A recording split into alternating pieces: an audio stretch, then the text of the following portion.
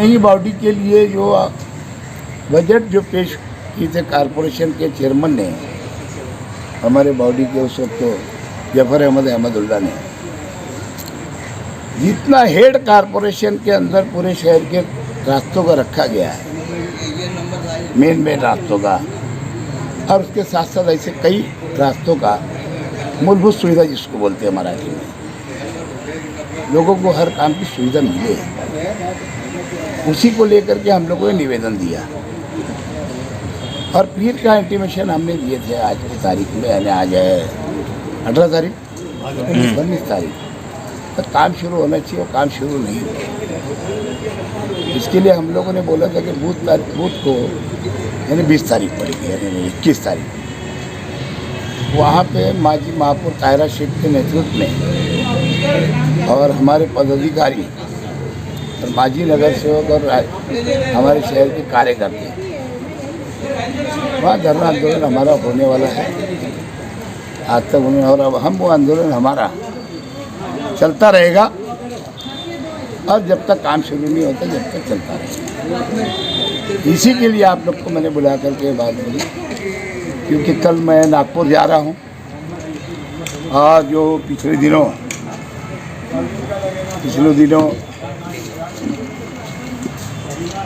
एक मोर्चा निकाला गया था 12 दिसंबर को, मैं माजी महापौर ताहिरा शेख, आसिफ शेख और राष्ट्रवादी कांग्रेस पार्टी के सभी पदाधिकारी जिम्मेदारों के नेतृत्व में, महिला विंग और शहर से तमाम बुजुर्ग नौजवान और बहनें, तो बुजुर्ग बहनें इसके अंदर शामिल हुई थी, क्योंकि जब पीले कार्ड का दौर आज से 25 साल पहले या 28 साल पहले गवर्नमेंट ने गरीबों को 90 रुपये के अंदर 35 किलो अनाज मिले, चावल, शक्कर, तेल वगैरह सब उसके अंदर, लेकिन पीले कार्ड की भी संख्या बहुत कम है। तो हमारी डिमांड थी कि पीले कार्ड भी फिर से बनना चाहिए, वही केसरी कार्ड वालों को भी जिनकी 59,000 की इनकम सोर्स है साल की, उनको भी 90 रुपये में अनाज मिलना चाहिए। वो इसकी वही विषय लेकर के हम लोगों ने एक बड़ा आंदोलन छेड़ा और उसके अंदर 20 से 25,000, 15 से 18,000 तो माँ बहनें ही थी खाली, और बाकी जेंट्स हज़ार थे, 25-30 हज़ार लोग वहाँ पर उस मोर्चे में शरीक हुए। वो इसलिए कि 20 साल से उन गरीब भाइयों का जो केसरी कार्ड के ऊपर अनाज शहर के ग्रामीण के सब इलाकों में मिलता है और महाराष्ट्र भरे मिलता है,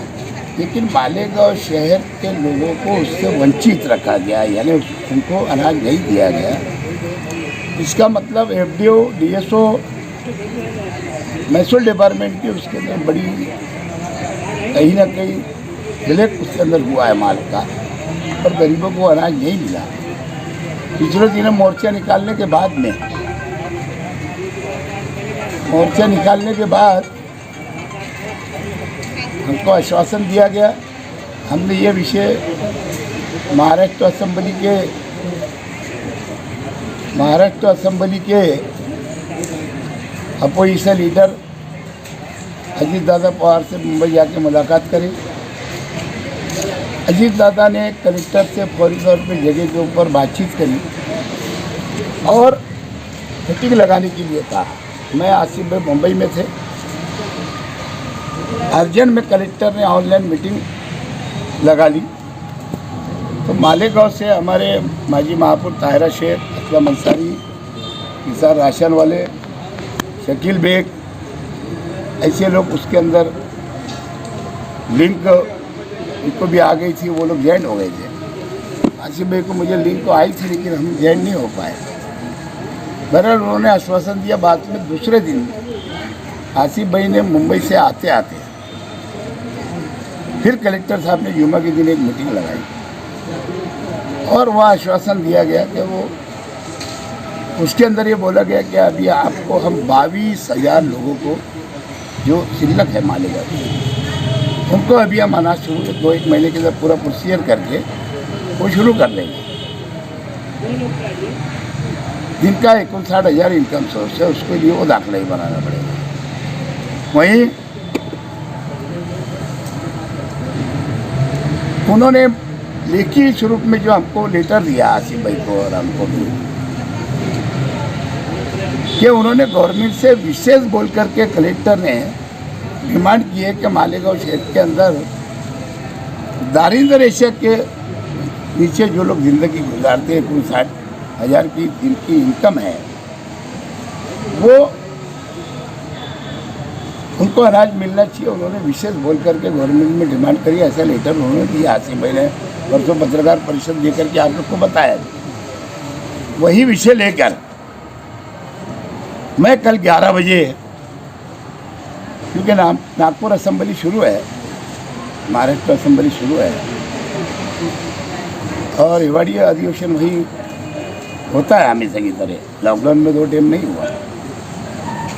वही विषय लेकर के मैं वहाँ अजीत दादा के पास जा रहा हूँ। वहाँ पे मुख्यमंत्री, उप मुख्यमंत्री, मंत्री और अपोजिशन लीडर से मुलाकात करके हाउस के अंदर वो आवाज़ उठे और अजीत दादा ने हमसे वादा किया, उनके पीएस को बोला भी हमारे सामने बम्बई में कि जब पुरानी मांगनियाँ रहेगी तो मुझे ये लेटर देना ताकि मैं हाउस के अंदर बोल सकूँ और उसके वजह से लोगों का, असल में गरीब भाइयों को उसका फ़ायदा मिल जाए। यही विषय लेकर के मैं कल खुद और मेरे साथ में शकील बेग और साथ साथ में हमारे लतीफ़ भाई, शेख लतीफ़ शेख अबू और साथ साथ में हमारे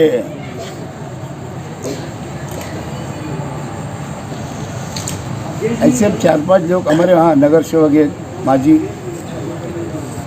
नंदू सावंत भी आ रहे हैं और वहीं हमारे आमिर मलिक भी आ रहे हैं और वहाँ जाकर के हम निवेदन बाकायदा देंगे। मुझे उम्मीद है कि उसके अंदर आवाज़ उठने के बाद में इंशाल्लाह लोगों का, गरीब भाइयों का उनको अनाज मिलेगा। थोड़ा देर लगेगी, 2-4 महीने, लेकिन उनका हक उनको मिलना चाहिए और ये लड़ाई हम मिलने तक के जारी रखेंगे। यही विषय लेकर के हम वहाँ जा रहे हैं।